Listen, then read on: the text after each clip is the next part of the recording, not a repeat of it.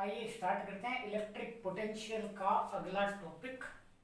Class 12 physics. आवेशित गोलीय कोश के कारण विद्युत विभव electric potential due to a charge spherical shell. Spherical shell का मतलब क्या है? खोखला गोला, है ना, अंदर से खाली। ठीक है, तो हमें पता है कि विद्युत विभव भी इज इक्वल टू क्या होता है, समाकलन माइनस का इंफिनिटी से R E dot D R. आई बात समझ? अब बात करते हैं खोखले गोले की। हाँ, आवेशित गोलीय कोश। ये मान लो मेरे पास में कोई आवेशित गोलीय कोश है, ठीक है, और इसके ऊपर चार्ज है मेरे पास में Q। इसकी त्रिज्या है मेरे पास में R, ठीक है। अब मुझे क्या करना है, इस गोलीय कोश के कारण विद्युत विभव निकालना है। अलग अलग बिंदु भी निकाल सकता हूँ, हाँ। विद्युत विभव का मतलब क्या है? अनंत से किसी बिंदु तक आवेश को, इकाई धनावेश को अनंत से किसी विद्युत क्षेत्र के किसी बिंदु तक लाने में किए गए कार्य का ऋणात्मक मान क्या कहलाता है? विद्युत विभव कहलाता है। तो अब विद्युत क्षेत्र, अभी ये गोलीय कोश आवेशित है तो इसके कारण विद्युत क्षेत्र भी बनेगा। तो मान लो मैं अनंत से किसी बिंदु, मान लो सबसे पहले बात करूंगा, ये बिंदु मेरे पास में P और ये इस गोले के केंद्र से R दूरी के ऊपर है ना। मैं अनंत से यहां तक लेके आ रहा हूं किसी आवेश को, है ना। किसी आवेश को मैं कहां से कहां तक लेके आ रहा हूं? अनंत से इस बिंदु P तक लेके आ रहा हूं, ठीक है। तो मैं विद्युत विभव निकालूंगा, है ना। पहली बात, कब? गोले के बाहर, गोले के बाहर किसी बिंदु P पर विद्युत विभव, गोले के बाहर, इस गोले के बाहर किसी पॉइंट है मेरे पास में, वहां मेरे को क्या निकालना है? विद्युत विभव। वो बिंदु P गोले के केंद्र से स्मॉल r दूरी के ऊपर है, ठीक है। तो देखिए निकालते हैं, आइए बात करते हैं कितना होगा हमारे पास में। v इज इक्वल टू क्या जाएगा? Minus infinite, minus integration infinite से स्मॉल r कितना जाएगा? e dot D are, E dot D are, ठीक है। अब देखो विद्युत क्षेत्र की भी दिशा इधर है और डी आर की भी दिशा इधर है ना। देखो विद्युत क्षेत्र किधर है? जबकि ये धनात्मक आवेशित है, धनात्मक आवेशित तो विद्युत क्षेत्र बाहर की तरफ, और आर की दिशा भी किधर है? बाहर की तरफ, है ना। तो क्या लिख देंगे? माइनस इनफाइनाइट से आर कितना जाएगा हमारे पास में? E D R cos theta, cos 0 degree. तो विद्युत क्षेत्र और डी आर की दिशा दोनों की एक ही है, तो बीच का कोण कितना? 0, और कॉस 0 का मान कितना? 1। ई का मान कितना है? KQ/R², है ना। तो कितना जाएगा? V, इसको लिख देंगे V आउट, V आउट बाहर है ना ये, है ना, इज इक्वल टू कितना जाएगा? माइनस इनफाइनाइट से R KQ upon R² dr। KQ common है, बाहर निकाल लेंगे, R² का इंटीग्रेशन कर देंगे, तो V out is equal to minus KQ बाहर आ गया, R², 1/R² का इंटीग्रेशन कितना हो जाएगा अभी? माइनस का 1/R, कहां से कहां तक? इनफाइनाइट से R तक। माइनस माइनस क्या हो गया? प्लस, तो कितना आ गया? KQ, और ये आ गया हमारे पास में, sorry small r, 1/R minus infinite. Infinite की वैल्यू कितनी? 0। तो कितना बच गया हमारे पास में? V out is equal to KQ/R, या ऐसे लिख सकते हैं 1/4 pi epsilon nought Q/4 pi epsilon nought, ठीक है।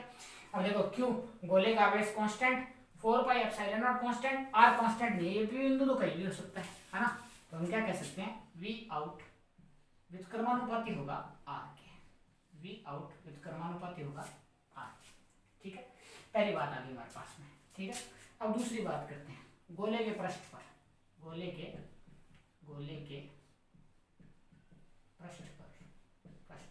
पृष्ठ पर मतलब जब R is equal to R, मान लो ये बिंदु है मेरे पास में और यहाँ निकालना है, ठीक है।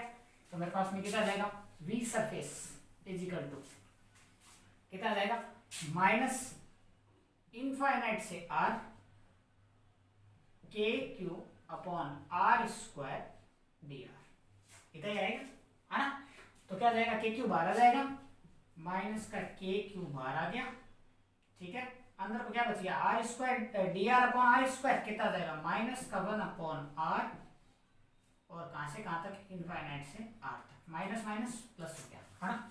क्या आ गया हमारे पास में, के क्यू 1/r माइनस 1/इनफाइनाइट, 1/इनफाइनाइट 0, क्या बच गया, के क्यू अपॉन आर, या इसको ऐसे लिख सकते हैं, क्या लिख सकते हैं हम, q upon 4 pi epsilon not r, कितना लिख सकते हैं, 4 पाई एप्सिलॉन नॉट r। अब देखो v सरफेस कितना आ रहा है हमारे पास में, v सरफेस आ रहा है q upon 4 pi epsilon not r, q constant, 4 pi epsilon nought constant, गोला एक बार ले लिया तो उसकी त्रिज्या भी कांस्टेंट, मतलब v सरफेस एक कांस्टेंट वैल्यू होगी जो कि मैक्सिमम होगी, अधिकतम मान होगा, ठीक है। अब बात करते हैं अंदर की, है ना, कहाँ की, अंदर की, वी इन, है ना। तीसरी बात करते हैं गोले के अंदर, गोले के अंदर, गोले के अंदर किसी बिंदु के ऊपर निकालेंगे, मान लो मैं ये बिंदु ले लेता हूँ और ये दूरी है मेरे पास में स्मॉल आर, ठीक है। गोले के अंदर किसी बिंदु पर बात करेंगे तो V in is equal to, देखो क्या होगा, पहले तो मैं आऊंगा अनंत से सरफेस तक, और फिर सरफेस से जाऊंगा इस बिंदु तक, है ना, इस बिंदु का नाम देता हूँ पी डैश, ठीक है। पहले तो आऊंगा अनंत से सरफेस तक और फिर सरफेस से कहां तक जाऊंगा, पी डैश तक, है ना। तो दो तरह से तरीके से निकालना पड़ेगा, माइनस इनफाइनाइट से सरफेस तक आऊंगा, आर कितना जाएगा, K Q upon R square D R, और फिर क्या जाएगा प्लस, फिर अंदर जा रहा हूं तो कितना जाएगा मेरे पास में, प्लस माइनस आर से R K Q upon R square D R, या ऐसे लिख देता हूं, चलो ऐसे लिख देते हैं, K Q upon R square D R. अब देखो मेरी बात सुनो, अब हम अंदर जा रहे हैं, इस बिंदु के ऊपर कोई आवेश है क्या, इस बिंदु के ऊपर कोई आवेश नहीं, क्यों, क्योंकि इस गोले को जितना आवेश दिया वो पूरा इसके पृष्ठ पे आ गया, इसके अंदर कोई आवेश नहीं है, अंदर कोई आवेश नहीं है, तो इस क्यू का मान कितना, 0, तो ये कितना हो गया हमारे पास में 0, क्यों, क्योंकि अंदर आवेश चार्ज नहीं है, अंदर चार्ज नहीं है, ठीक है। तो हमारे पास में क्या बच गया, V in is equal to कितना बच गया, माइनस इनफाइनाइट से R K Q upon R square D R, और इसका मान तो अभी निकाला था हमने, ये है ना। तो V in is equal to कितना जाएगा हमारे पास में, q upon 4 pi epsilon naught R, मतलब गोले के अंदर और गोले के पृष्ठ तक विद्युत विभव का मान क्या रहता है, समान रहता है, और उसके बाद में जब हम बाहर चलते हैं तो आर के व्युत्क्रमानुपाती हो जाता है, ठीक है। चलिए ग्राफ बना देते हैं, ये लो विद्युत विभव, ये दूरी आर, और ये क्या है, R is equal to R, ठीक है। और ये क्या हमारे पास में, वी मैक्स अधिकतम मान, कहाँ पर, सरफेस के ऊपर या गोले के अंदर। तो जब तक हम त्रिज्या तक पहुंचेंगे, पृष्ठ तक पहुंचेंगे, मान क्या रहेगा, अधिकतम रहेगा, और जैसे ही हम पृष्ठ से बाहर जाएंगे आर के व्युत्क्रमानुपात, ठीक है। तो ये था आज का हमारा टॉपिक, आगे चलते जाएंगे, 2-3 है, करते जाएंगे, ठीक है। अगला टॉपिक हम देखेंगे, अगला मोस्ट इंपॉर्टेंट टॉपिक है ना, वो कल देखेंगे। Thank you.